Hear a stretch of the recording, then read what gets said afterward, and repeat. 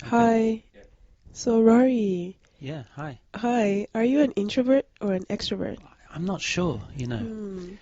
Sometimes I think that I'm basically an introvert. Yes. Like, as I get older, I much prefer my own company. Interesting. I don't really like going to parties that much if there's going to be new people there. Mm-hmm. If it's my friends, I'm happy to go out, but Mm-hmm. I don't know. What about you? It's funny what you said. I feel the same way. I think sometimes I'm an introvert, and at other times I can be an extrovert. Hmm. But maybe in reverse to what you said, I feel like the older I get, the more extroverted I become. That's interesting. While I was younger, I was a lot shyer, so I preferred my own company. Hmm. But now I find that sometimes too, I really enjoy people, so I like to Right. meet new ones. Yeah. So Oh, yeah. in the classroom, as a teacher, I'm quite an extrovert, I think. I quite like being up in front of students, showing off. Hmm. But I would never do that in front of other teachers or my friends Interesting. in my personal life. But it's something about the classroom, maybe because it's my environment and I'm Hmm. in control, Yes. that I feel more comfortable, like being more extroverted and Mm-mm-mm. showing off, camping up. I think it would be a little difficult to be introverted if you were a language teacher. I think Hmm. it certainly helps to be extroverted or Yeah. to act to be able to become more extroverted when Hmm. you're in the classroom. Yeah. For sure, for sure. And have you ever done anything really extroverted, like performed in public Um, or Before I used to sing actually, and I've sang in concerts, right? and it's true. I think that's where my introverted self really comes out because although I enjoy singing and I like the attention to a certain extent, Hmm. but I get really nervous, Right. really, really nervous when I'm in front of a large crowd. And sometimes I'm like, why am I doing this to myself? Why am I here? Yeah. But yeah, I don't do that so much Right. anymore. And do you think people can change? Do you think people, because people seem to want to become more extroverted, it seems to be like society says extroverted people are successful people. It's true. Do you think people can change, or do you think people should try to change? I've heard of actually people saying that depending on the language, that people change with language. I've heard of some of my students saying that when they speak in a different language, their personality actually changes. Right. Where maybe in their own language they may be quieter, Hmm. but when they speak the different language, they become a lot more extroverted. Right. It's as if they change. Uh-huh. So whether or not it's a real change, I think you can fake it, Hmm. quote unquote, even if you're not an extrovert or an introvert. Maybe for a few hours or for Right. the occasion, yeah, you can Yeah. pretend and then go back. Right. I Yeah, wonder if when we speak a different language, we don't have the same connections with the words. that's true. It makes it easier to maybe speak more honestly and not worry about what other people think of us. That's true. Yeah, so Curtis, what would your dream house be like? Tell me about the kitchen, living room, yard. Well, I've thought a lot about my dream house and designing it. Actually, that's the kind of work that my father does, so he said he could draw the plans up for me. But I've done a lot of art, and I really want to work my art into the house. So the living room, I would like there to be a kind of a frieze around the outside of the room where I actually do the art myself. And I used to do a lot of construction when I was younger, and so I would really like to take part in the process so that I have a kind of sense of ownership with the house, that I've really built part of that. The kitchen, I want it to be a very large space and next to a room that has a lot of media so that you can kind of pay attention to things or watch tutorials and recipes while you're cooking, follow along with your favorite chefs or cooking channels. I'd like a really big industrial refrigerator and a huge island that I can work with, as well as a massive sink for cleaning things. I used to work at a restaurant and I loved the dishwasher there because it was so quick and easy, so I would like a restaurant-style dishwasher in my kitchen too. Yeah, so tell me about what would your yard be like? I would like a lot of grass. I really love a yard with nice grass, especially when you're playing soccer. You can get under the ball and have a lot of fun like that. It's nice to have a big backyard to play sports. Yeah, I think so as well. What about your bathroom? My bathroom. Uh, Well, I would like to have a kind of a spa in there, honestly. I would like to have a big bathtub, but I want my house to have geothermal heating. And if I have a geothermal heating system, I can also probably have a hot spring in the bathroom. I'd like it to be quite big and have a nice shower as well, just a very nice open area with nice sinks. I don't want to feel constrained in my bathroom. I don't want it to be small. It has to be big. Oh, what about your living room? My living room, one of the things that was really important to me for my living room, again, is the art. That I want to have a lot of details around the outside that are murals or friezes that I've actually created on the walls, so that there's almost a kind of entertaining sense about it, just being in there before you turn on any other devices or televisions or anything like that. That there's kind of a artistic and comfortable feel to it. It doesn't feel sterile. It feels very homey. Ah, cool. Would you have a big garage? I probably would have a big garage because I really love driving, and I used to race cars at the track. And for the purposes of doing work on cars or any other DIY work around the house, I would like to have a really big, nice garage. Would you have any sort of like swimming pool? Or, I know you said you wanted a sauna in your bathroom, but Well, I would really like a portion that's maybe separate from the bathroom that has shutters that open up, so on a nice night you can actually open it and see out over the yard or whatever landscape that the house is built next to. oh, that would be cool. But I would like the area to be a little bit private, hopefully surrounded by woods a little bit, where you can't see your neighbors immediately. All right, so Spencer, if you could design your dream home, what would it be like? I know exactly what it would be like. It would be all wood, old-style beach house on the ocean and on the sound. So it would have oceanfront porches all the way around. The biggest thing is the porches, because I don't really care about having, massive extra rooms for guests or whatever. Like, I want to be able to be outside. Like, being outside is big for me. I love screening porches as well. So that and the library.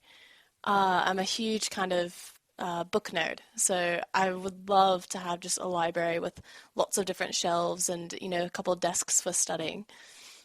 That's the dream home for me. Actually, I'm wondering about the outside. Would you paint the house, or would you just leave it the natural wood color?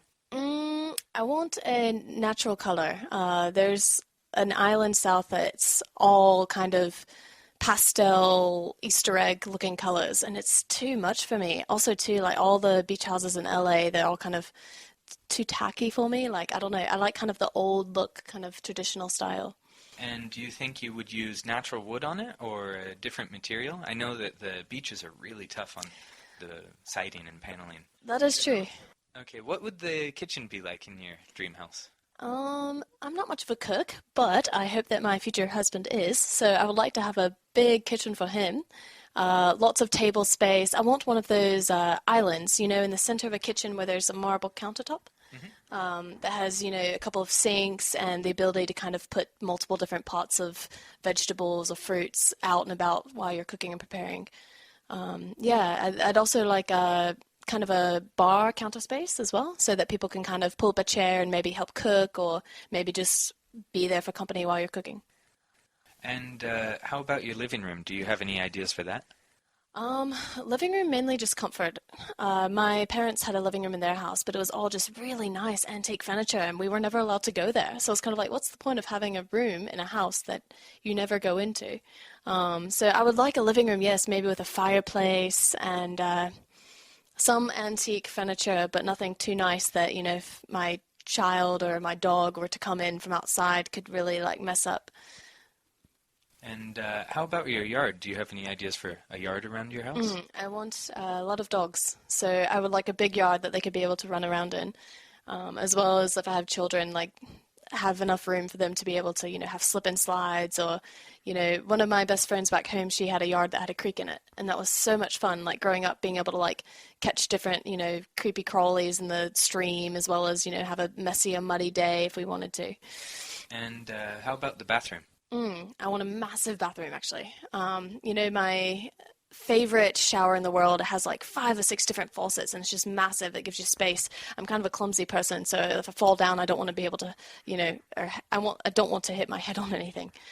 I also like a big jacuzzi bathtub. My grandparents had this really, really big old porcelain tub that I swear like 5 people could fit into. So I'd really like to be able to have a big bathtub. Okay, thank you.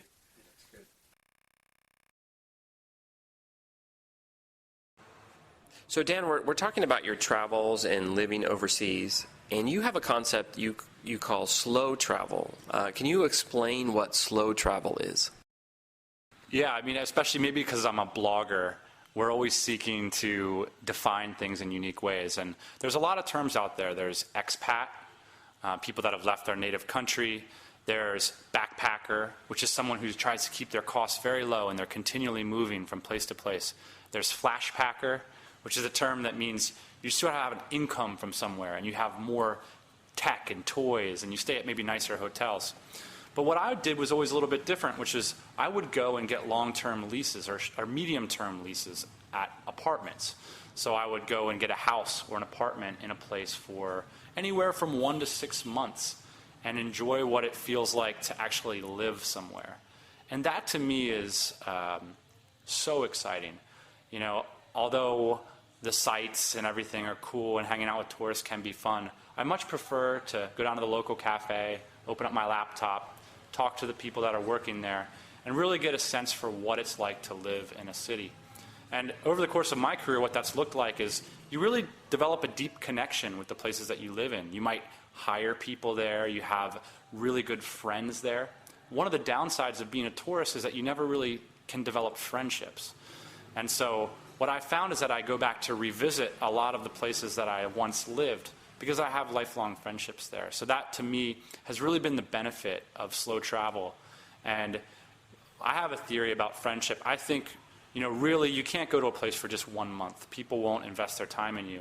So if at least you're going to stay in a place for 3 to 4 months, I think that's sort of the turning point with a lot of people. And they'll say, hey, yeah, you know what? Let's go try to be friends. Let's go out and do something together. So Dan, you're talking about slow travel, and you're saying that basically you go and just live in a place, and I think a lot of people would be really hesitant to do that. I mean, that sounds exciting, but it's like a really big step. How would you convince somebody to do this type of lifestyle?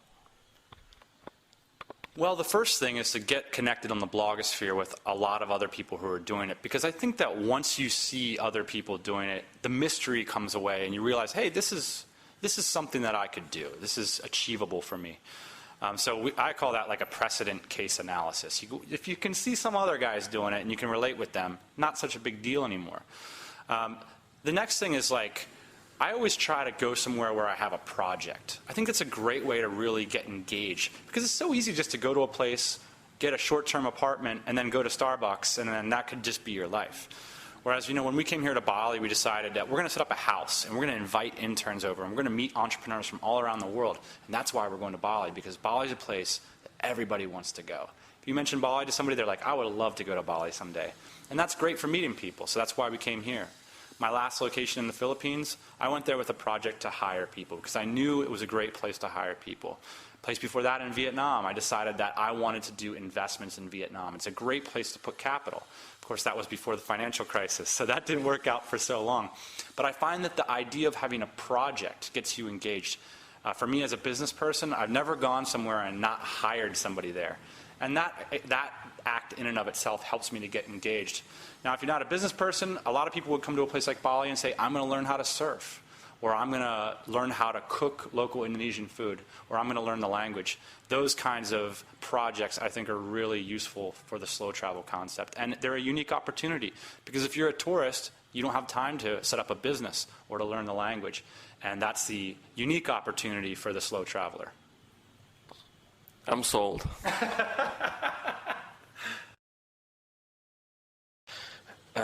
So I'm here with Dan, and Dan lives in Bali, Indonesia, where he runs his business operations, and we're going to talk about good cities to do business. So Dan, what are your favorite cities or cities that you think would be a good place to start up an international business? Well, it really depends what kind of business you're doing, I suppose. If you are an English speaker and you'd like to hire other English speakers, the Philippines is a famous place for going to hire English speakers. A good city to do that would be like Cebu City in the south of the Philippines, or Davao in the south of the Philippines. You could also look at Manila, but it's not such a nice city and the workers are a little bit more expensive there. If you're looking for a lifestyle, like a great lifestyle, and maybe you're not hiring so much or doing financial things, but it's just on your laptop, say, Bangkok is a great place. Some of the best food in the entire world. You've got great nightlife, and you can travel anywhere from Bangkok. Bali, obviously, is a great place if you're not such a city person and you'd like a more relaxed environment, but it's still very developed. I mean, you can eat 100 different nationality foods. You know, walk down the street and you can get food from all around the world. Whereas if you'd want something a little bit more of an adventure and secluded, sort of off the beaten track, you could select Nha Trang in south central Vietnam. Now, you have connections in China. Could you recommend any places in China? Well, unfortunately for me in China is that a lot of my travel there has been super business focused, and I'm always going to the place where there's the factory or the bank or the connection. And so I haven't really gotten a great chance to explore places that you might go for a lifestyle. But off the top of my head, there's two places that stick out. One is Shanghai. And really to me, Shanghai, I've been to a lot of big cities, but Shanghai is a whole nother level of big. It's like the movie Blade Runner mixed with the movie The Matrix. I mean, it is so futuristic, and it really blew me away to be in this city. And it also has hints of Europe. I mean, Shanghai is famous for being famous in the 1920s and 30s with expatriates coming there, and it's very international. And it really does have sort of a charm that a lot of places in China lack, because cities in China are so new. You know, a 10 million person city will just sort of pop up overnight. Another place that sticks out for me is Xiamen, and that's close to Taipei, and it's one of the nicer big cities in China. There's a lot of more nature-oriented green parks, stuff like that. So those would be the two places, but especially Shanghai. I feel like I could live there for a few years.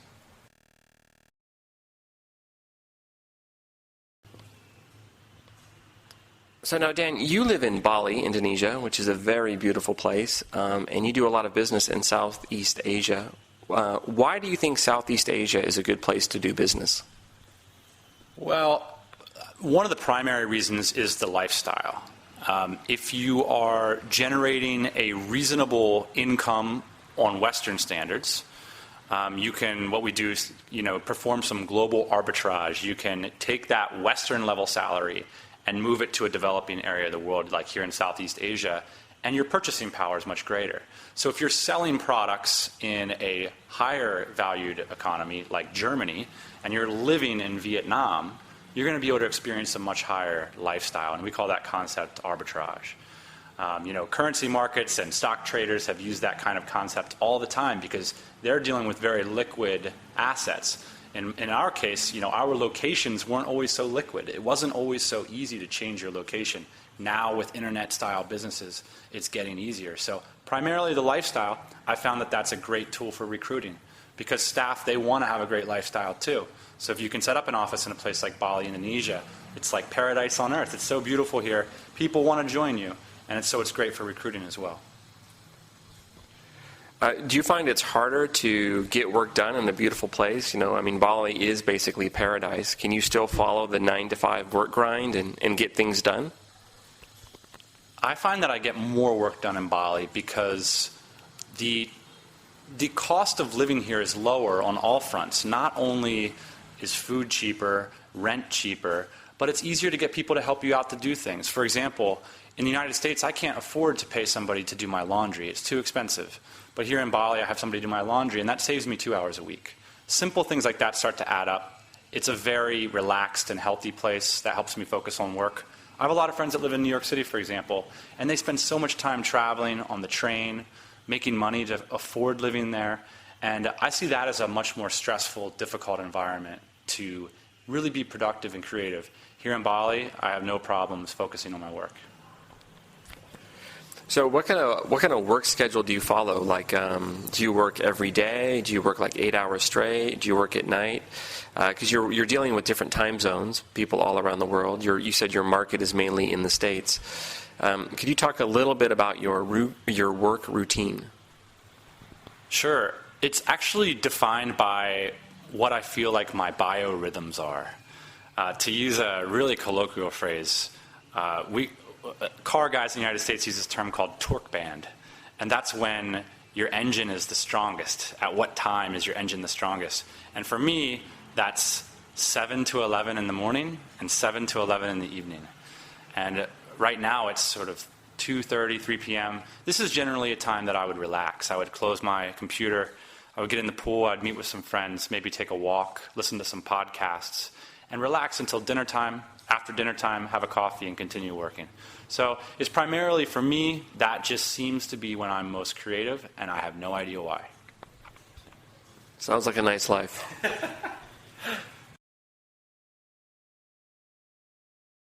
So being fair-skinned, do you burn easily in the sun? I do. I get really, really freckly. Just turn into one big freckle. I have to be careful not to get burnt. Yeah, I'm careful with my sun lotion. How about you? Yeah, I'm not a sunbather. No. I can't think of anything more boring, to be quite honest with you. I mean, I get it. You know, lying on the beach, you've got you've got the sand, you've got the surf. You know, I did get it, but I just get too bored and too. I'd rather be more active. You know, doing some sort of swimming or some sort of activity. Yeah. I really enjoy swimming in the ocean. If I go to the beach, I don't sunbathe at all. I sit in the shade until I just want to swim in the ocean, go snorkeling, see something. See a lot more something, fun. explore a bit, you know. Yeah. I mean, the sea creatures are actually fascinating, really. You know, you put that snorkel on, it's as if you've gone into a new world. Yeah. I couldn't do that in Scandinavia, I don't think. Speaking of Scandinavia, I did a homestay when I was a high school student. Oh, did you? Yeah, and it was with a Danish family. And the mother was very kind of typically Scandinavian, like stereotypically very sort of strong, blonde hair. Right. And every day of the year, without fail, she would swim in the sea. Oh my goodness. You know, there'd be blocks of like ice in the sea, and she'd still be swimming. Yeah. A sturdy lass. Yeah, she swore by it. I think she really believed that it was good for her circulation and her health. Yeah, but admiration, but I wouldn't want to follow her. I don't think I could. No. Only certain times a year. Yeah. So we were talking about climates, Amy. You know, are there any sort of climates that you'd like to live in? I would like to live in Iceland or Scandinavia. Interesting. Why would you like to live in that sort of climate? The snow is just so beautiful, and my image of those countries is that their infrastructure is sufficient enough to keep you warm when you're inside, you know. But outside is just so beautiful. The snow is amazing. It quietens everything. I think it's glorious. Just really like it. I used to ski when I was younger, so I like skiing and I like the hills, and yeah, this snow on hills is just beautiful for me. How about you? Well, I love snow too, but I don't like it when it gets all slushy and sloppy, you know, and it's like, and your feet are freezing, and you know, I think like the ideal of snow is really appealing. I'm not sure about, you know, living in it. I prefer, I don't know, maybe the climate of like southern Italy, kind of Mediterranean climate. I think that would be really quite pleasant, you know. Not too hot, by the sea. Although, yeah, in the summer it does get hot, but I don't think there's the humidity like here in Japan. Right, I was thinking about that. What kind of heat is it? Is it a dry heat? Or I think it's a drier heat, yeah. Whereas the heat, obviously, we get here is Yeah. unbearable at times, right? Yeah. It's really bad. Yep. So, What's the highest temperature? What's the range of temperatures, do you think, in southern Italy? That kind of climate, do you know? I'm not sure. I guess maybe at this time of year it starts getting up towards 20 degrees C. That's nice. And then I think it does, places like Sicily, I think it does get pretty hot. Probably like, high 30s. Yeah, so... And then I think the winters are probably quite mild. Unless you're up in the north of Italy, of course, near the mountains. Yeah. I think down in the south, I think it remains kind of pretty mild, If it's in the Med, then it must my image of that. I've never been to Italy, so I don't know. I've been to the south of France, and that got really hot. That was a nice temperature, and it was dry, and the nighttime wasn't too hot either. It was really nice during the day. That was a nice climate, I think. So speaking of climate change, what do you think are 3 things that we can do to try and personally help climate change? Well, prevent climate change in our lives. What do you think? Obviously, the big concern with climate change is the carbon emissions. So that would lead me to look at my usage of fuel, because that's a huge source of carbon emissions. So probably I'd say number 1, reduce my car usage or transport usage. Right. I don't personally have a car, and I always take the bus to work. It's a good start then, isn't it? It's not I'm not doing it for in trying to reduce the effects of carbon, but it's just that Okay. Secondly, I think trying to source your food locally, I think that would be a huge help too, because it'd reduce the transportation of food.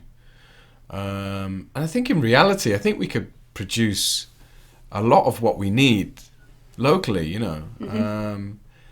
I don't think we should be eating strawberries in the middle of winter.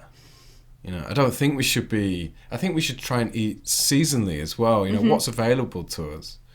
But we've become so used to being able to get what we want when we want it. And it's having a huge, impact on our environment.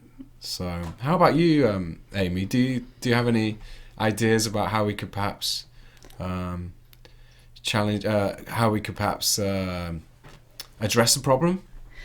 It's interesting you mentioned about the carbon emissions. Obviously, it's really important to reduce those, and I do have a car, and I need it. I need it to get places, as most people do.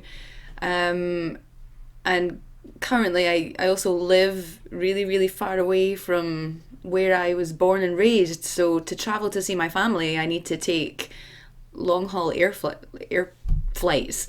And I guess reducing those, it's the flights, I think, that contribute more towards carbon emissions than perhaps driving my car. So it's about making that balance, I think. Seeing your family versus being green, I think. But it was an interesting point you said about also sourcing our food. I think that is something that we can definitely do. I agree with that. Locally sourced food, I think, will help reduce carbon emissions. Small things as well, like if we're going food shopping, if we have to go food shopping, then, taking your own bags, stop using all the excess packaging, things like that. Where I live right now is a country that uses a lot of packaging, and it makes me it makes me sad. I think the first thing I learned to say in the language of that country was, I don't need that bag, thank you. So, I mean, it's a very, very small step, but I think if everybody tried to do it a bit more, it would help in a small way. Yeah, I agree. Yeah, I try to. It drives me crazy how much plastic we use, and if you think about how much energy is going into producing that plastic, you know, yeah, I mean, people talk about cars and stuff, but you know, this production of plastic. I mean, I had a banana the other day, and it was wrapped in plastic. Oh no! A banana. I mean, it's perfectly wrapped by nature. Yeah. Yet they felt some reason to put it in plastic. I couldn't believe it. I almost wanted to. Almost had to laugh hysterically or cry. Yeah, it's a lot of it's crazy, you know. So, have you seen all these freakish weather events on the news all around the world?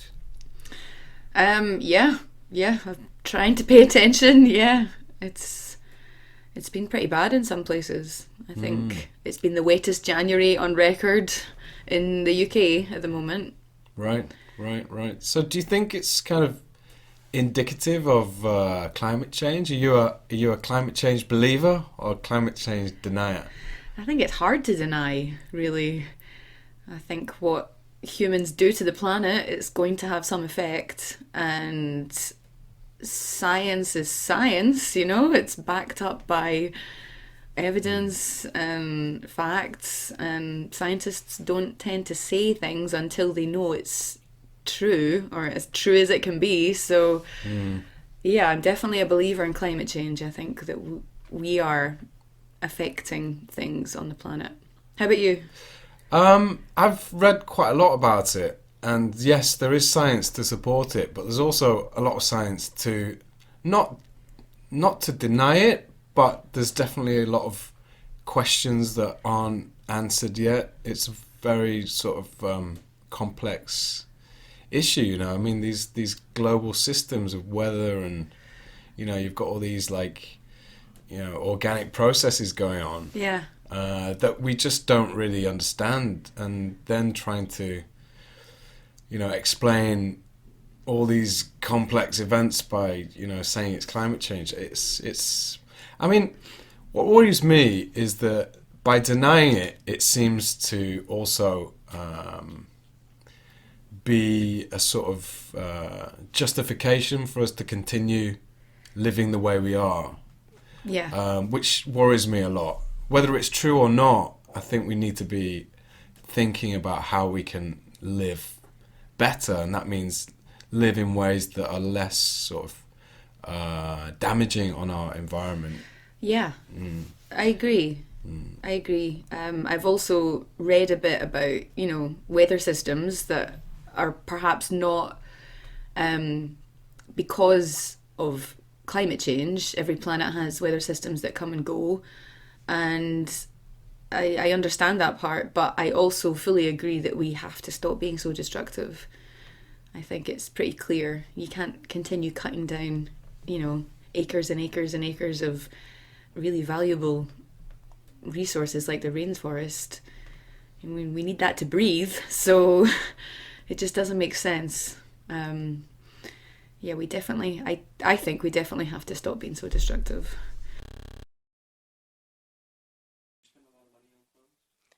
So talking about clothes, Curtis, do you spend a lot of money on clothes? I don't really spend a lot of money on clothes. I think the clothes that I buy last for a long time. And I have a lot of them, but I only add to them very slowly over the years. Some of my t-shirts I've had since high school. And so even dress shirts for work, every once in a while something will get worn out, but not very often. So I have a lot of clothes, but I don't have to spend much money on them. I would like to, maybe this year or next year, buy a nice three-piece suit, though. That might be a little bit expensive, but I've always wanted one of those. Yeah, I'm the same. I don't like to spend a lot of money on clothes, but every now and then it is nice to splurge on something that looks really good. Yeah, no, there's some great shops like TJ Maxx and Target, and yeah, they're, half price and not as expensive, but you can still find some great looking things. Right.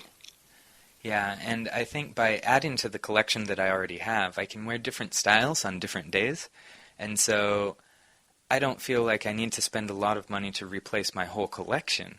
Because of that, like you said, you can splurge and maybe spend a little bit more on a really nice item that you want because you're able to keep recycling everything else that you have already. That's true. Do you think you have too many clothes by chance? Do you feel like you need to get rid of any of your clothes? Right now I have way too many shoes, actually. I kind of feel like I have a pair of sneakers that I use for sports and tennis. I have a pair of like nice, cute shoes that I wear for when I go out and dress up. And then I have a pair of kind of everyday flip-flops that I walk around in all the time. But those three are the only things I need. But in my closet right now, I have about like probably 12 pairs of shoes. And it's ridiculous. Like, I don't need exactly 3 pairs of black shoes, one that's heels, one that's not, one that's sandals. So I have way too many shoes for one. Shirts, I have maybe too many t-shirts. They tend to accumulate. If you go to certain events, a lot of times you'll get free t-shirts. I run in a lot of marathons, and one of the things they give you is a t-shirt. So they've kind of accumulated, and I have a lot of t-shirts. What about you? Yeah, I think I have some shirts that I need to get rid of. A few t-shirts that are from events that don't really look so nice. I never wear them, but I have them. I always feel like, oh, just in case. Maybe if I haven't done laundry for a while, I'll need a t-shirt someday. But they take up a lot of space in my drawers, so I think I need to get rid of some of those. And as far as shirts for work, I have a few shirts that I first bought just when I started working after college, and they're nice shirts, but I tend to select other shirts before them, so they never really get worn.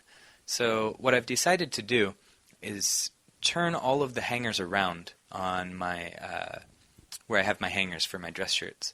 And after 6 months, anything that hasn't been turned forward, which means I've worn it at least once, if I haven't worn it in 6 months, I can probably get rid of it. So That's a great idea. That way I can monitor myself and see what I'm wearing or what I'm not. And if I'm not wearing, then I can donate it to a shop or give it away or send it to a recycle shop or Salvation Army or something like that.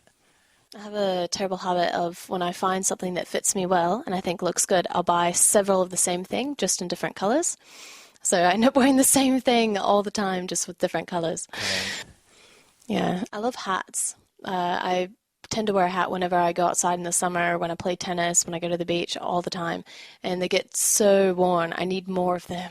Yeah, I have a few hats. I don't wear them very often. For me, a hat is like a last-ditch effort to save a bad hair day. Like, I That's woke true. up late, I have to go or I'll miss the bus. Okay, here's a hat. I do that all the time. Oh, I didn't have enough time to shower this morning. Just throw on a hat. Yep. Nobody will ever know. Yeah, it's good. Hi, Spencer. I thought we might talk about fashion a little bit. Could you describe to me your style or your fashion sense?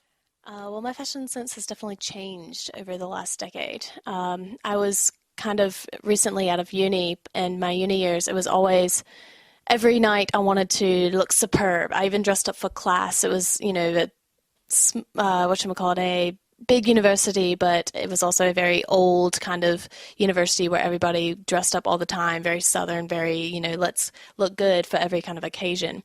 And since graduating from there, I have, entered the real world, and I only dress up for work or if I'm going out, which I love dressing up for an occasion, but day to day, I also love just throwing on a t-shirt and jeans. What about you?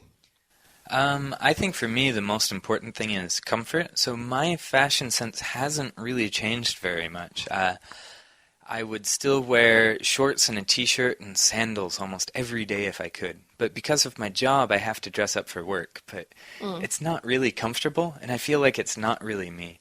Occasionally I do like to wear a suit, but maybe once in a long while, not every day.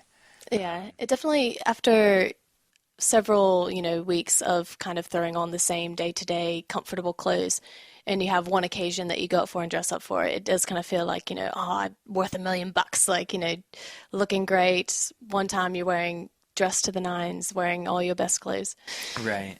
At the same time, if I do dress up, I want the most comfortable clothes I can get to dress up in. Like, I want shoes that look nice, but to me, looking comfortable looks nice. If I see people who don't look comfortable in what they're wearing, I don't think they look very good. So sometimes I see people with really tall heels, for example, and people might say, oh, this looks so nice, but I feel like they must be painful. It must be really hard to wear and to walk in. And That's so true. I hate heels. I cannot wear heels. Half of it's confidence, though. Like, I don't like being particularly taller than a lot of people.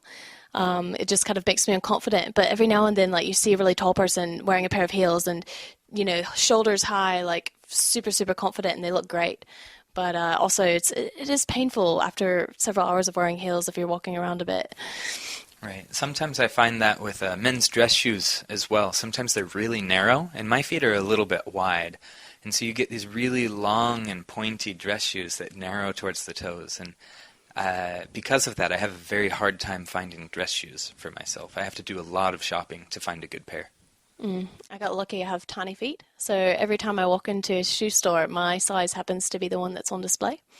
Oh, I see. It's really quite good, yeah. Oh, that looks cute. You can just try it on then and there. So yeah, it is good. Of places like Starbucks, what do you think really makes a good cafe or a good coffee shop? Well, number one, it has to be the employees themselves. People who run a cafe who are generally amicable people really just make me want to come back and to talk to them. And also the setting of cafes. I have some of my favorite cafes that usually like to hang local artists, so they're constantly kind of like not only getting involved with the community, but also like helping them with their work and helping people in the community kind of see what other people in the community are into and doing every day. Also, sometimes like cafes that have like music or shows. It's really, really cool to me. What do you think? Actually, I agree with that quite a bit. I think the atmosphere is a very important part of it. And actually, I have another question for you. When you go to a cafe, do you actually go there for the coffee, or do you go there for something else and you happen to buy a coffee there? Sometimes both. I am a bit of a coffee addict, so I definitely go for the caffeine boost. But I do like to, you know, now and then I'll say, oh, that cafe looks kind of cool. Like, you know, look at what they have hanging inside, or look at the music that's being played, and oh, look, they have lots of board games. I'd like to sit down and, you know, see who maybe want to play with me, and then end up buying a cup of coffee. Okay. I think for me, so often it's that I want to sit down somewhere and read a book, but I want to get out of my house. I want to get out and go somewhere where there's energy and people. And so I think the atmosphere plays a big role for me, because I don't really go there to get a coffee as much as I go to do some work or read a book or study language or things like that.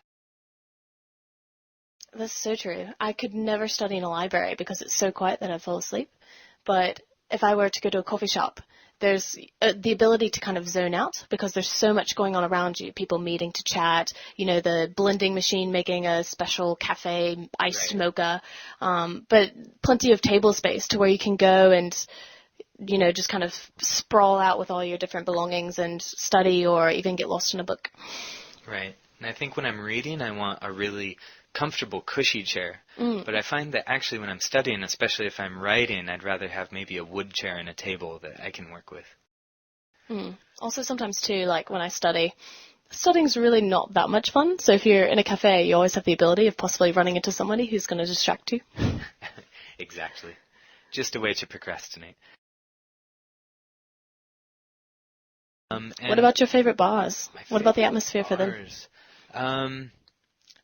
I really like pub-style settings more than places that are strictly a bar.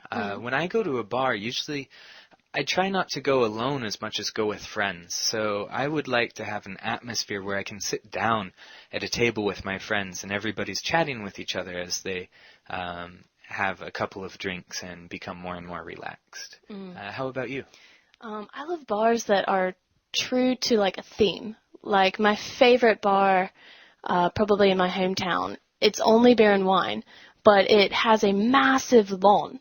and it has like just kind of karaoke that they do on like Sunday nights, and it's all wood. And you can just, the great thing is you can just sit outside at a picnic table and just drink beer and wine. It's not like you have to be classy, not like you have to dress up. It's very kind of got its own, like, yeah, we're just going to hang out and have a summertime like beer and maybe listen to music if they have a band playing on the lawn. Right. For me too, also I like a place that has very nice drinks, to be honest. I don't go drinking that often, and I don't really drink too much. So if I'm going to be drinking a bit as I chat with my friends, I'd like to maybe enjoy something that's really nice slowly over that conversation. That's true.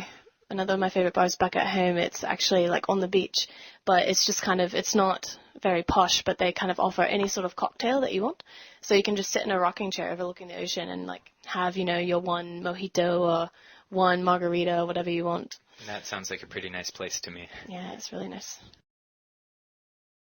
So Curtis, what companies do you really admire?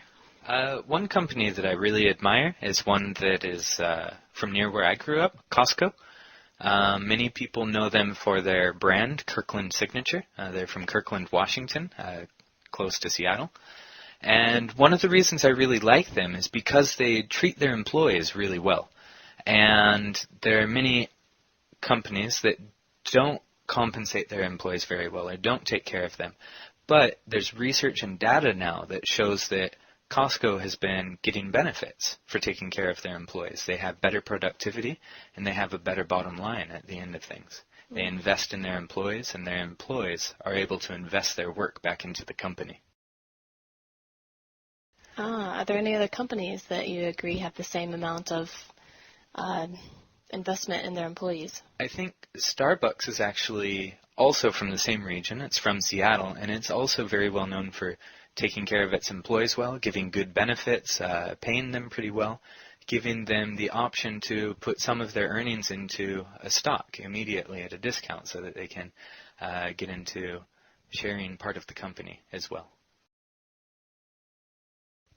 I like Starbucks as well. I like how they're constantly trying to come out with new types of drinks, with new types of themes to fit the season. For example, the other day they had some sort of like orange summery drink, and I thought that was cool how they're constantly working to make themselves better, more interesting, or to offer more to their customers. Right. I think it's also a very comfortable brand for customers because in Seattle, many Seattleites don't really drink Starbucks unless they're in a hurry. They'll go to smaller coffee shops. But if they travel around the world, anywhere else, they always know a drink that they can get at Starbucks. So it's a sort of safe and homey company that you can get a drink that you like anywhere that you go. Not just that, but I like how it's internationally recognizable. Like, everybody knows Starbucks, and you can say, hey, meet me at the Starbucks, and no one's going to say, oh, Starbucks, what's that? Right, right. So people come from all over, and they can come together and meet each other for coffee. Right. Cool. I think part of Starbucks' goal was to create a good atmosphere, too, so that it wasn't just coffee that you were buying, but you were buying the brand, the atmosphere, that people go there to study and have a comfortable environment with good music, a warm place that surrounds them. One company that I love a lot at home is another company that sells coffee called Port City Java. And they have branded themselves as being especially fair-organic. So, like, they treat not only their employees well, but they also try to get beans that have been sold at a good price for the farmers. Mm-hmm. So people get a sense of, like, doing good for, like, the world when they, like, buy a cup of coffee. And are they spreading out, or are they just in your hometown? Oh, no, they've gone not nationwide around the United States, but I don't think yet they've made the leap to going international. Okay. So, Peter, I've been asking you about hunting for treasure. Can I ask you a few more questions? Sure. So, why are there so many sunken ships in South Africa? Well, I guess around the southern tip of Africa, because of the really bad weather, it really changes really quickly in those parts. And with the ancient ships, I guess they weren't really prepared for that kind of weather, unexpected. So I think that's probably one reason. And I think one of the other reasons probably are piracy. People that were after them, the loot, I guess, if you want to put it that way. Yeah. Right. And if it's so dangerous, how do people find these sunken ships nowadays? I think I mean, obviously with technological advances, it's easier to track where the possibly where these sunken ships might be. I think they can use satellite navigation and things like that.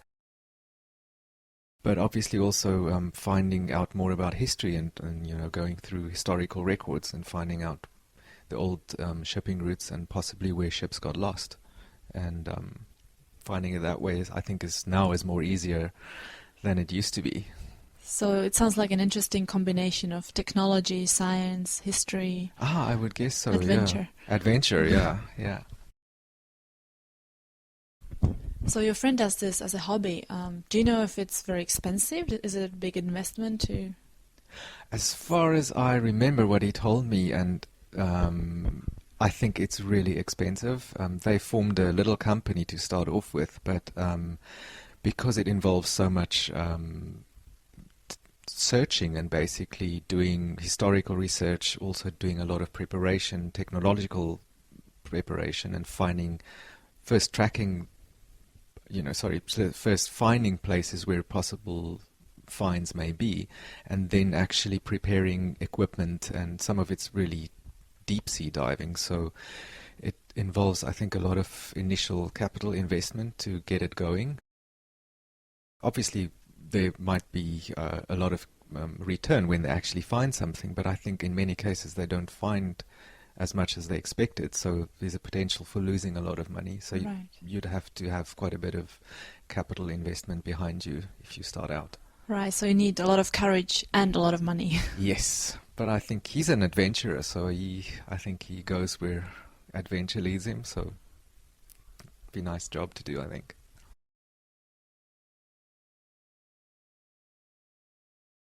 So Peter, you mentioned the treasure diving. How did you find out about this? Oh, well, I had this friend, and he actually used to work for the government, but he was diving just for pleasure at that time. But then he met, I think while on a diving excursion, he met another guy who was into treasure diving, and they formed a company, and they actually become, I guess, professional treasure divers. And I think I mentioned about the sunken treasure around the tip of Africa because of the ancient sea route, but I think my friends now moved off to other parts of the world. They're also known for sunken treasure spots. I think one of the areas are close to Florida and in the United States, because there used to be an ancient shipping route between Europe and the United States. And they go diving for treasure around that area. There must be a lot of mysteries under the sea. I think so too, and I think it involves a lot of dispute, possibly because it's can become a political issue, I guess, in some ways, if the treasure is found, and who does it belong to, and the countries that originally sent the money or the gold or the treasure or the whatever, and the country that it's found in now, and also by the guys that find it. Is it finders keepers, or is it a matter of dividing up the discovery? And of course, I think there's a lot of historical value involved with the finds as well. So yeah, I think it's an interesting, fascinating kind of adventure story. Would be quite an adventurous hobby to have. I think so too. Yeah, I'm kind of envy his lifestyle. He seems to go from one grand yacht in one very nice area of the part of the world and goes to the next, treasure area, and that's what he does for a living. Okay, Nathan, so we're talking about driving, and are there any rules or regulations that you'd like to change? You know what, Jules? That's an interesting question. I'm not sure that I want to change rules, but I'd like the police to be stricter on the rules. Like, if people jump the traffic lights, I don't know why there isn't a camera at every set of traffic lights just to stop people from doing that, you know? Or like speeding.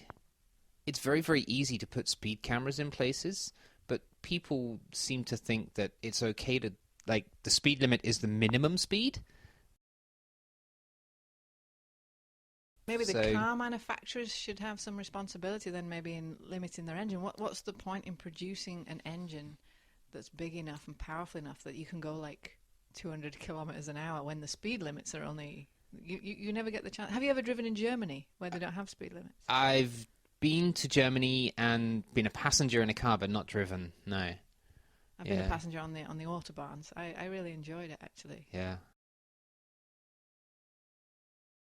And is that because you're a speed demon? Well, yeah. Adrenaline freak. I like the freedom, right? And I think it takes away a lot of the road rage element. And right. I think people do drive responsibly. Often people break laws simply because the laws are there. You know, if the law isn't there, people drive within their ability range. So the autobahns, as far as I know, I think they have a very high safety rate. Oh, really? Yeah. They have less accidents because when you've got speed limits, this creates situations that actually present dangers on the road.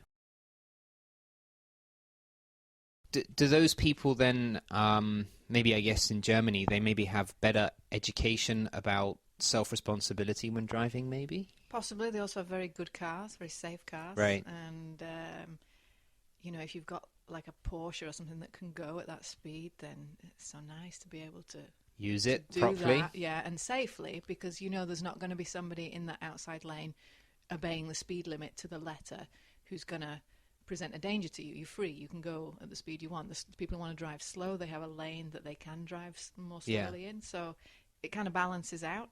I think it's the restrictions that create the danger sometimes. Okay. Based on the autobahns. Yeah.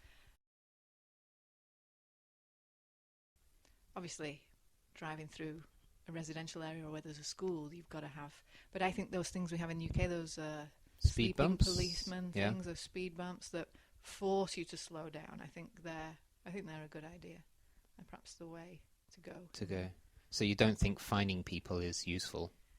Not really, no, because it relies on the police, like time, and the police don't have time to police every single driver all the time and do that. So Nathan, I got a ride here with you today, and I noticed in the car that you were a little bit angry. You know, that was me toned down. Like, I can seriously get mega road rage. Where's it coming from? I think it's because I think that everybody should be like aware and considerate of everything around them, and I try to be. So I try to never go over the speed limit. If I can see that there's like a row of traffic coming on and there's a car stopping the traffic because they want to turn, I always try to let them turn. And I think that some people are selfish, and it drives me bonkers. So you have road compassion and road rage at the same time? Yeah, maybe. But it's interesting because I'm going through a process at the moment of trying to wash away this road rage. And actually, it comes from your husband. He's kind of like my yogic master. And he's telling me all these things to help me. When somebody does something crazy, and your husband's in the car with me going to work every day. Does he give you the voice in their head? And he says, it's just a mistake. They didn't normally want to do that kind of thing, but just this one time they made a mistake. And they probably won't do it again, and it doesn't matter. Or if I say, yeah, but lots of people do that, and he says, but they're not going to change. You can't drive their car.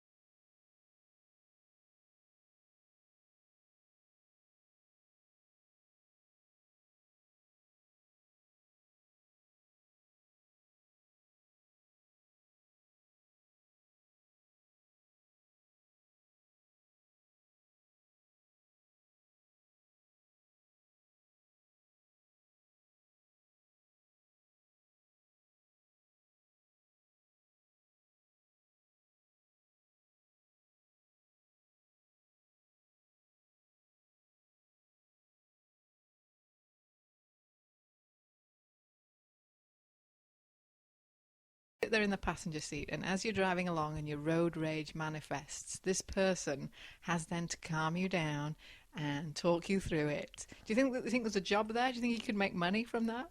I reckon 5 years ago, when the economy was pretty good, that would have been a possibility. But I think now that maybe people don't have that money to splash around. No, road rage. We're all just stuck with our road rage then. Stuck with my road rage. So on your bike trip, how did you feed yourself? Like, what did you eat? Hydration was the thing that we worried about. We were able to stop every few kilometers and get fresh young coconuts with the straw in the top. Did you ever drink that's that? great. Yeah. So yeah. I mean, that's like a natural IV hit straight there. You can live very well just roadside stalls. Breakfast in the street markets. Most Cambodians eat breakfast on the way to work. Like, they gather at the market, and there's people there selling noodles and the most incredible just homemade stuff. So what was a typical breakfast? Noodles, usually noodles, some kind of noodles in a soup, like noodle soup, I guess, probably like in Vietnam, pho, they call it. But Cambodians have a similar thing. A lot of dishes with coconut milk, not as spicy as Thai food, but a lot of coriander, we call it in the UK. You call it, what do you call it? Cilantro, you call it in America. Uh-huh. It sounds good. Yeah, oh, fabulous, yeah. And coconut. And I would imagine a lot of fruit? Let's see, in Cambodia, did we get a lot of fruit? Good. Not that much fruit, actually, in Cambodia. In Vietnam, I remember the mangoes when we crossed the border. It was very different, even though there's neighbouring countries. It was a very different kind of cuisine when we crossed into Vietnam. Palm sugar, cane sugar. We drank a lot of cane sugar. Cane sugar drink. So during the day, how many times would you usually eat? We'd eat breakfast, usually within the first hour. Oh, the coffee. I remember the coffee. Coffee's made with condensed milk in Cambodia, so that was a staple, a big shot of Cambodian coffee with condensed milk in it. We'd have breakfast. We would try and do the bulk of our riding. We try and do like 60k if possible before lunch, because it got too hot in the afternoons. And we wanted to arrive wherever we were getting before dark, because we didn't really, the roads weren't safe.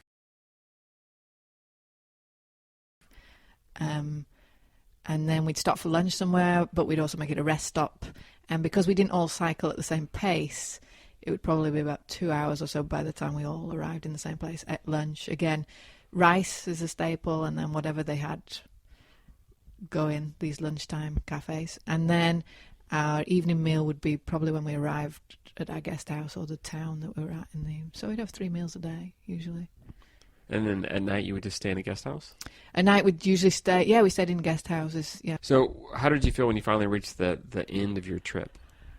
Both elated and saddened. It was a real sense of achievement that we made it, but I wanted it to go on forever.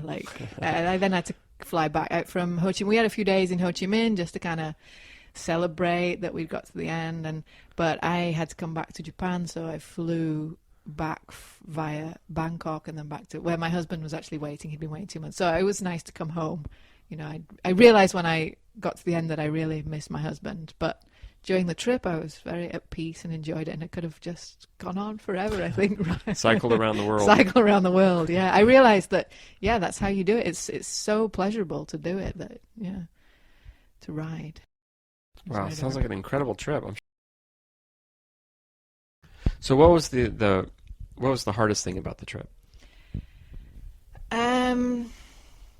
The hardest thing was seeing this country. It was so beautiful and with such amazing people, but struggling in so many different ways with so many different things. You know, historically, the legacy of Pol Pot on the country, this huge discrepancy between the rich and the poor.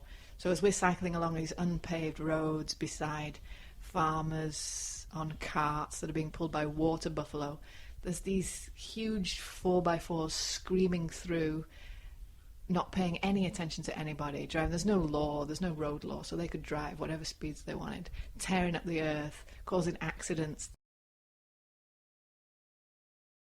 I witnessed an accident, and that was particularly hard to deal with.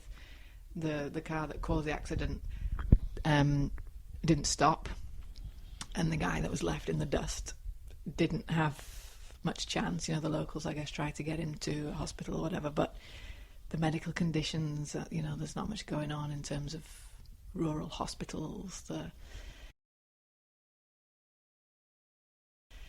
people still dying from poor sanitation, water, malaria, these kind of things that we should be able to eradicate, you know, instantly, that we have the knowledge and the know-how to do, but still struggling with that. And, you know, being aware that education is so important and that people aren't getting it. Yeah. What was the best thing about the journey? The best thing about the journey was going to this place that seemed so exotic, and getting to see, you know, how people live there, and how they smile at everybody. You know, like the people of Cambodia was so friendly and so peaceful and so, I don't know, welcoming. It made me realize, like, how privileged I really am in life, and things that I take for granted. You know, my education and the choices I have and things like that.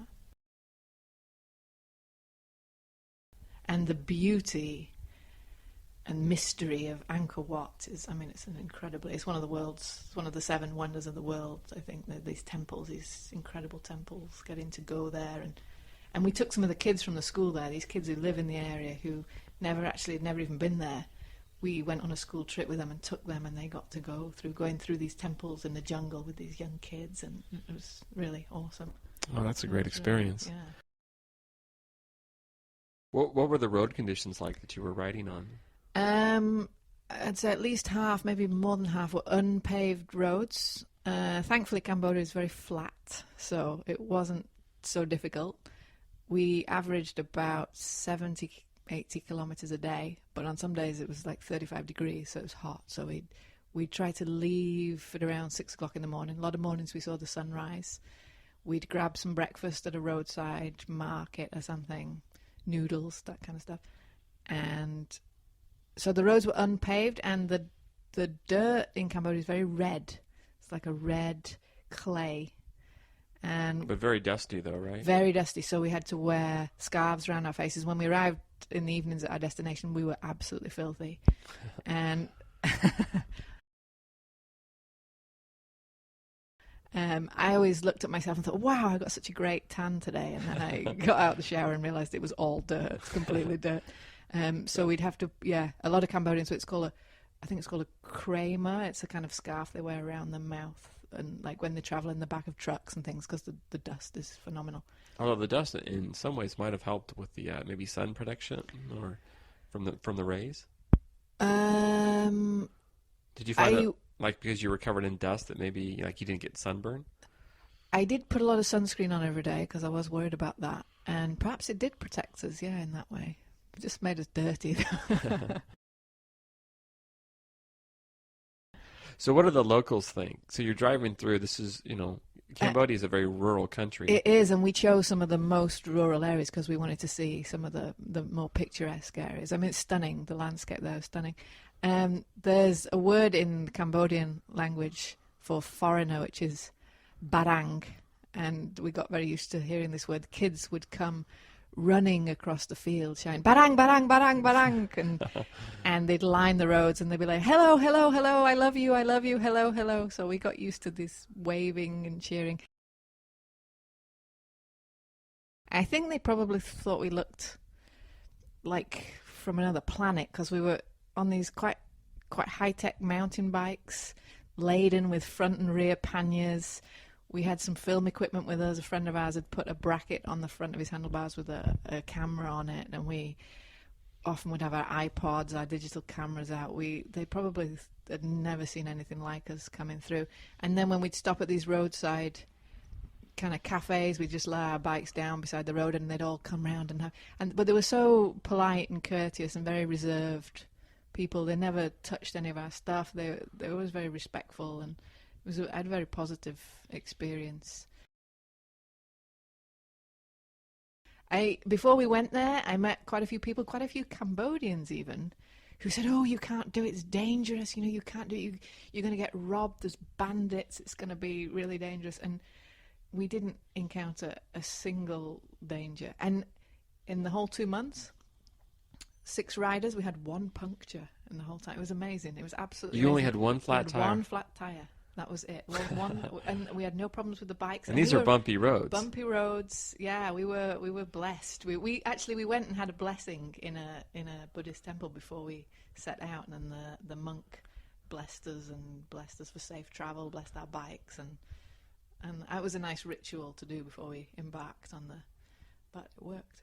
Oh, that's fantastic. Yeah.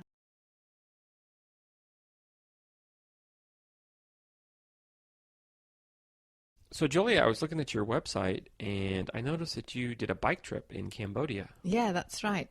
I joined an organization called Pepi, and we did a ride from Siem Reap to Vietnam, Ho Chi Minh City. Wow, that's pretty cool. Thank you. So how did you do this trip? Was it through some organization? Well, actually, it was a couple of friends of mine lived in the same town as me, and it was their idea. They'd been to Cambodia, they wanted to go back, and they wanted to do something somehow to help in some way. They recognized there was a problem with education in Cambodia, availability of education. They wanted to build a school. So they went online and they found an organization through which they could, if they raised the funds, this organization would build a school for them. And so we incorporated the bike ride as part of the fundraising and as part of the learning process. We wanted to actually go to Cambodia and see the country, as much of the country as possible. So that's pretty cool. So first, let's talk about the bike ride. Like, what exactly were the details of the trip? Well, it was this ride has now become an annual event, and obviously that was the first one. So the details were a little sketchy in the beginning. We kind of were making it up as we went along. We planned for about a year in terms of preparation, physical training, and planning the route, and raising the money, and deciding where we'd stay, how long it'd take, all those kind of things. And we hired bikes from a company in Cambodia. When we got there, they were mountain bikes. We had panniers. We actually got a company that sponsored us for those, so we could carry stuff with us. And we visited about 17 organizations during the ride, and other NGOs, other educational organizations, a few of the other schools that were part of this same project. We also visited them, and we took with us some teaching materials because we did some English classes and some environmental awareness classes as we rode. So those organizations kind of were the pinpoints of where we stopped and stayed. So for the bike ride, you started in Phnom Penh? We started in Siem Reap, which is near Angkor Wat, which is near where the school was built. And then from there you went to Phnom Penh? We went we set off from our school, which is on a road that runs towards the Thai border in a very rural place. It was an unpaved road. It was very bumpy, and it was about a 2-hour drive north of Siem Reap. So from the school, we headed down to Battambang, which is kind of the third biggest city. Not so famous, but it's a tourist destination also. A nice city, very nice city. And we followed around the lower edge of the Tonle Sap River, lake, sorry. And we did come into Phnom Penh. We spent a few nights in Phnom Penh. Then we headed down to the coast via a town called Kep and ended up at Sihanoukville, which is one of the big it's the big tourist resort basically on the Cambodian coast. We stayed there a few nights. Then we looped back to Phnom Penh, spent another few nights in Phnom Penh, and then we followed the Mekong River through the delta and across the border into Vietnam and into Ho Chi Minh City. Oh, wow, that's fantastic. It's beautiful. So what about America? If you lose your job, what happens? Well, we have what you have. It's not called the dole, though. It's called welfare. And basically what happens is if you lose your job, you can get money from the government, but it's really short term. I think it's only 6 months or a year. But the biggest difference, I think, between Europe and America is the word. We call it welfare. And welfare is really negative. If you tell somebody that you're on welfare or even on unemployment, then people really look at you negatively. Well, actually, let me clarify. There's welfare, which is kind of more long-term, like if you have children, and then there's unemployment, which is money you get from the government if you don't have a job. If you're on unemployment, it's not as bad, but people still kind of look at you like you're a loser, that you should go out and find a job. And if you're on welfare, it has a really negative connotation. People look at you like you're just lazy, basically. Is that true if you're in a community where, like, the majority of people are on welfare? Are there any places like that in America? Yeah, there are some really impoverished areas that have a lot of people on welfare, and I imagine that they probably look at it differently.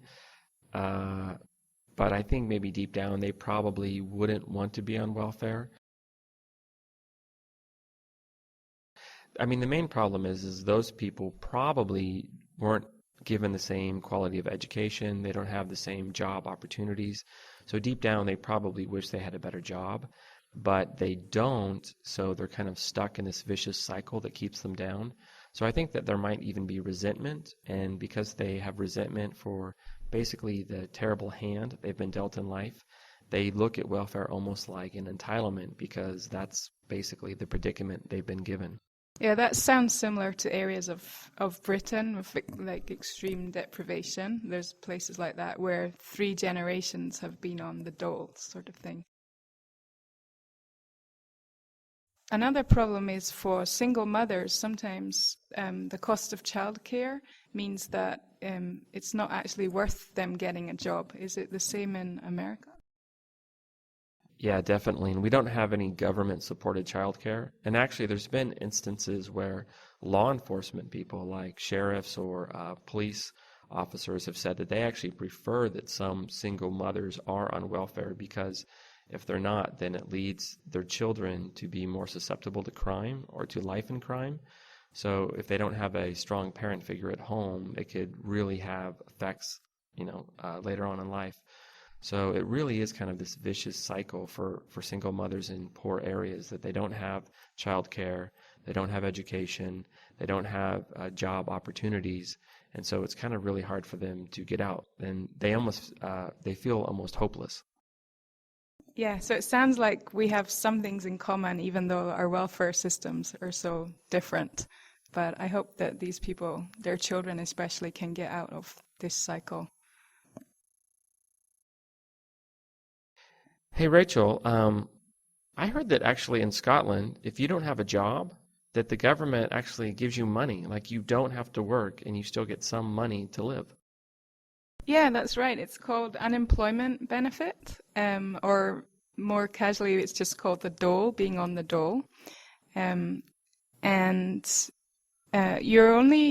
think you're only entitled to it if you've actually been paying taxes for a while, and then you go on to a different kind of social welfare. But yeah. So if somebody's on the dole, if somebody loses their job and then the government gives them money, how long can they be on the dole? Can they be on it indefinitely, forever? I'm actually not sure. I was on the dole myself for a couple of weeks after I finished university. I know people complain about certain people in the country just never looking for work and being on the dole for years and years, but I don't think there's a lot of truth in that, because when you're on the dole, you have to go to the employment office regularly for interviews, and you have to show that you're looking for work. So I think maybe more of a problem is people on disability benefits. The government wants to reduce the number of people claiming disability because you can stay on that for years. So for the people that are on the dole, is there like a negative stigma to it? Like if you tell somebody you're on the dole, do people look at you like you're a loser or something like that? It kind of depends what social class you're coming from, I think. And class is such a big thing in Britain still. I think for my parents' generation, my father, for example, is quite middle class, and I think he would find it very shameful to be on the dole. So if you didn't have a job and you were on the dole, how would you feel? Would you feel funny about it, or would you feel like it was something that was coming to you for all the hard work you've done? I didn't feel bad about it at all. I felt like, yeah, this is great. I can, I paid taxes while I was working, so it was kind of like just getting the money back. It was sort of a form of insurance, I felt like. So because you have the European Union, can somebody theoretically get on the dole in Scotland and then go and move to Greece or Spain and just live on the dole in a cheaper country? I think that's not possible because you have to show up at the employment office on a regular basis. So I think that would be impossible. Mm. Oh, that's too bad, because if you could, that's what I'd do. Well, I remember watching a television documentary in the United States a few years ago that at one point they brought up the subject of these toads that live in Australia that supposedly have some substance that is for humans hallucinogenic. Does that ring any bells with you? Well, I don't know about those ones specifically, but I know that in Australia, for example, we have a huge cane toad problem. Cane toads are very big toads. They're about the size of a small cantaloupe, probably. And someone brought them in at the turn of the 20th century, and they got loose in northern Australia. And now there's thousands and thousands and thousands of hectares covered with cane toads, and every year it costs the government a huge amount of money trying to control them, and they've become a pest, and that's one of the reasons why we have such strict quarantine regulations. Yeah. Of course, I guess we all know about the rabbits. Yes, rabbits were first brought into Australia from Britain, and probably just as someone's pet, and one got out. You weren't on duty that day. So. I wasn't on duty that day. Probably because it was maybe about 100 years ago. And, well, you did say previous life, so... That's true. Anyway, the rabbits got loose, and there was periods in Australian history where there were millions and millions of rabbits and huge control programs. And one of the things that they did to control them, which I think eventually did control them, was they gave them a disease called myxomatosis, which doesn't kill the rabbit but makes them go blind. So they get infected with it. I think it's transmitted by a small flea, and they go blind, and I think rather horribly they either starve to death or they, They just can't survive, and that was what controlled them in the end. Until they come up with an immunity to it. Yeah, they don't seem to have done that. I mean, they're still around a little bit, but not in the numbers, not in the plague numbers that they used to be in the past. Okay. So now it's toads that are the big problem. Yeah, well, there's other things as well, but yeah, toads are an ongoing problem. Well, so Shirley, tell me about your career as a customs inspector. Yes, many years ago, in a previous lifetime, I worked as a customs officer in Australia. And I don't know if you know, but that means basically taking control or monitoring our borders and checking what comes in and out of the country. Well, that sounds pretty interesting. Yeah, it had its moments. Like, for example?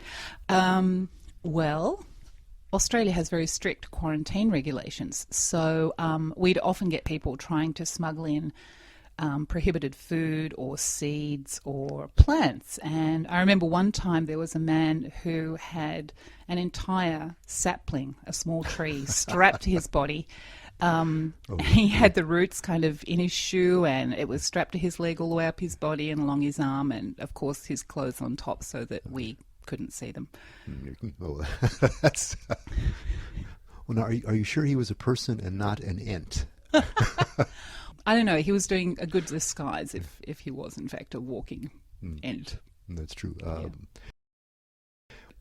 So what did you do to this poor guy?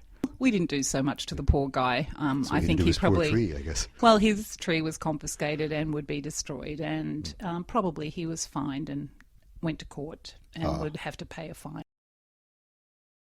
What other things do people smuggle? All sorts of strange things. Sometimes they smuggle things that they don't even realize are prohibited. So, for example, canned foods like pate or canned meats are also completely prohibited. Oh, boy. Yeah. I mean, a lot of those things they can hold, for example, foot and mouth disease, I think, is resistant to very high temperatures, and it'll last for about 7 or 8 years. So those things are also prohibited. Birds, which is pretty sad because when people bring in something like birds or small animals, the death rate for the animals is extremely high. So usually only about 10% actually survive, and if they get caught, then they can't have them anyway. Yeah, I can't imagine how if you're trying to smuggle a bird, I have visions of somebody anesthetizing the poor thing and stuffing it into their backpack or something of that sort. And that can't be good. There's lots of imaginative ways to do that, but all in all, none of them are very good for the birds. Any reptiles? Well, yeah, people do smuggle them in.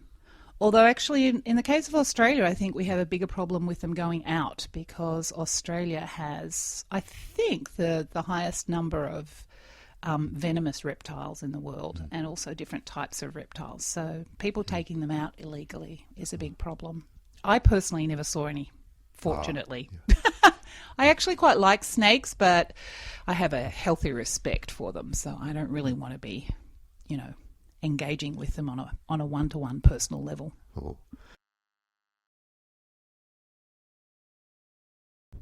Hi, Todd. Hey, Greg. Hey, thanks a lot for interviewing me and letting the world know about my book. No problem. What's a good book? Yeah, I've noticed you don't have any topics like these on your website. Why not? Right, I don't have too many controversial topics. Well, there's actually technical reasons. One is it just takes too long for people to talk about a controversial topic. So, for example, if you really want to get into controversy, it leads to long conversation and people expressing their views and arguing. And the way that the audio is set up on Ello, it's kind of short. I try to keep it under 3 minutes. So that's one reason. But actually the main reason is because, when people come in, I don't know them. A lot of times I don't know the speakers very well. And so they're not really comfortable arguing with me or arguing with somebody else they don't know about something that's controversial. So we tend to not do that. Okay. All right. Well, it's just something you might want to think about. I mean, I think there are a lot of people in the world who are really interested in controversial topics. Well, I think there are some, like with you, we talked about some like income disparity and medical issues, and I'm comfortable talking about that, but I'm not comfortable talking about, let's say, homosexuality, religious beliefs, abortion, politics, things like that. I just don't feel comfortable doing. Okay, it's your site, your right to do whatever you want, but I just think maybe some of your listeners would appreciate that, and maybe you could have a little. My suggestion is you have a little one page controversial page or something. Just try it out, and if you get a lot of good reaction, you might want to continue. If it doesn't work out, stop it. Well, I'll give you an example of one I did recently. I had a woman come in, Stella. She did a great job on the videos, and one of her videos was about an unusual sport in your country, and hers was on cockfighting. And she explained cockfighting or hen fighting in Kenya. And right off the bat, I knew that was going to be a problem because that's illegal in some countries, and some people, animal activists, would be offended. But on the other hand, it's her culture, and I don't feel comfortable saying, what's right or what's wrong about someone else's culture. So I just ended up not putting it on just because I didn't want to have to take a side. I think you can kind of see the problem that sometimes you can put stuff up and it's so easy to alienate maybe a small portion of your audience, and I just don't want to do that. I don't have a side about the issue, but I just don't want to alienate people. I don't want people on one side of an issue to feel upset. So I just play it safe, and I don't talk about it. Okay. Well, you seem to have a lot of listeners who are very happy, so I hope don't so. worry about changing it. I hope so. So, Greg, you have a new book out, and your book has lots of controversial topics, and one of the topics is organ donation. So first, can you explain what organ donation is? Sure. Organ donation is when a person, living or dead, allows his or her organs to be used in another person. So, for example, like you donate a liver or kidney or something like that. That's right. And usually they have to get it, if the person dies, they have to get it soon. Yes, after you die, very correct? soon. Yes. Right. So is this something that's common in most countries? Well, actually, some countries do not allow organ and tissue donation, or they allow only some organs and some tissues and not allow others. Your book is about controversial topics. What is controversial about organ donation? There's a lot of controversial aspects to organ donation. Again, as I mentioned, there are differences in every country. Some countries do not allow organ donation. Some allow some organs and won't allow others. And there also have a case, let's say, maybe 1,000 people need a kidney, but there's only 50 kidneys. Oh, yeah, Who is going to get it? Should the kidney go to the sickest person, but who might die? Should it go to the oldest person? Should it go to the youngest person? Should it go to the richest person? Right. How do you decide? What's a fair way to decide? Now, also, I think in your book you were talking about medical tourism. Could you explain what that is? Medical tourism is when people go to a country and for the purpose of medical treatment, which they can't get in their country, either because the treatment's not allowed or it's too expensive. Relating back to the question of controversy, there are a lot of countries in the world which are very poor, and people are willing to sell their organs, actually. So you have rich Arabs, rich Americans, rich Japanese, rich British people. It's people from many rich countries can't get an organ in their own country, and they'll go to a poor country to buy organs from poor people. Now, is that right? In some places, it's illegal. There are also laws in many countries that say someone must, before they die, give permission for the body parts to be used. But those body parts are sometimes taken from people after their death without permission. Yeah, that's pretty controversial stuff. That's pretty deep. Yeah. So, Greg, in the last one we were talking about minimum wage, and this is one of the topics in your book, and it's about income disparity. One of the chapters is about income disparity. Now, the opposite would be, should there be a salary cap, which would be that basically you can only earn so much. Like, let's say you can only earn $5 million, $10 million. Nobody can earn more than that. What do you think about that concept? I personally agree with a salary cap. I'm not sure how much it should be, but definitely the discrepancy in wages is just way too great. You know, there's too many people who have to, the husband and the wife work hard, 40 hours a week or more, both of them, and they're barely getting by. And then you got all these other people who are just buying Rolls-Royce cars and Mercedes and going to belonging to country clubs. It's not fair. But, well, for one, though, I mean, Mercedes and Rolls-Royce and those are products that provide jobs. So I would argue with that. I actually, as you can probably tell, I'm against the idea, mainly because, you know, I think that hurts innovation. You know, you look at people like the CEO of a very powerful internet company or software company, and you know, take Google for example. I'm sure that they make more than 10 million, but their service is used so much around the world that they should get that money. And if people couldn't if they couldn't earn that salary, then maybe they wouldn't have the same motivation and drive to be successful, and that people would lose out as a result. I think that there's no proof to say that these people are making these products because they're making such tremendous amounts of money. I mean, what came first? The product, and then they got the money in most cases. These people could be, I mean, the society can have all sorts of wonderful products and still have a fairer income system. And I have nothing against people becoming rich and making a good salary, or a very good salary, but not such an incredible gap. You have the executives of some major international corporations that are making more money than millions of people in the world make combined.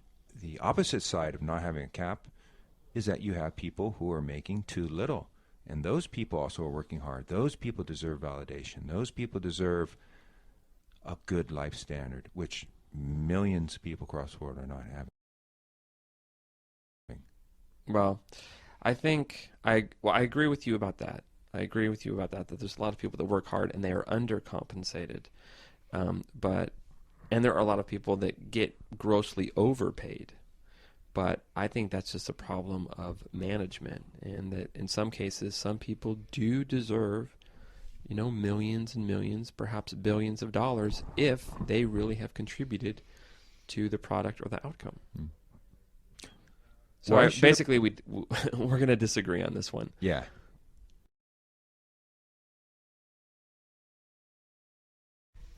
So, Greg, we're talking about controversial issues, and one of the issues in your book is income disparity. So, what do you think about minimum wage? Minimum wage, and a minimum wage, I think, is very important to have. Otherwise, employers are going to take advantage of people, pay them too little. Each society must decide what is a proper minimum wage, and that in itself is an issue. Yeah, you know, what should it be? You know, actually, I disagree. I'm actually against the minimum wage. I think that, you know, basically all markets find an equilibrium, and that if the wage goes too low, people just won't do the job. And so, basically, if you don't have a minimum wage, eventually the society will come to a wage where people feel comfortable doing that work, that basically things will work out. And in theory, maybe you're right, but in reality, you're really wrong. I mean, take a look at some of these countries around the world where there are sweatshops, where you have children, because there are no rules regulating labor, and you have children who never educated, who spend their entire lives working almost like slaves in unhealthy conditions. And that's what happens when there are no rules to protect workers. But I think that's somewhat true, but you said the key word, that they're not educated. I think the problem there is that the people aren't educated, and that's what leads to the abject poverty that they might do a job like that. So don't you think that if people were educated more, they would not be willing to work such meaningless jobs, or such jobs that pay so little? Many of those people, those children who are working like slaves, don't have a chance for any education, and often they're being exploited, not always, but sometimes, by people who have had good education. Right. You know, I mean, take a child in some very poor country, has to work to just to find food. So basically, you're Education saying is secondary. So basically, you're saying that they should have a living wage, that they should make enough money that they can have a decent standard of living. Everybody should have a decent standard of living, I believe. I just think that it's really hard to arbitrarily set a price. I mean, that number is always going to go up and down. That even minimum wage somewhat skews the reality that if you just let markets take their natural course, eventually people won't be willing to work. No, it doesn't work that way, because I think when you just have what's complete free market, you have corrupt people who take advantage of other people. Well, you know, that actually I do agree with. I do believe in free markets, but one thing that is true, free markets cannot work where there's corruption. I do agree with that. So we agree about something. Yes. Good thing.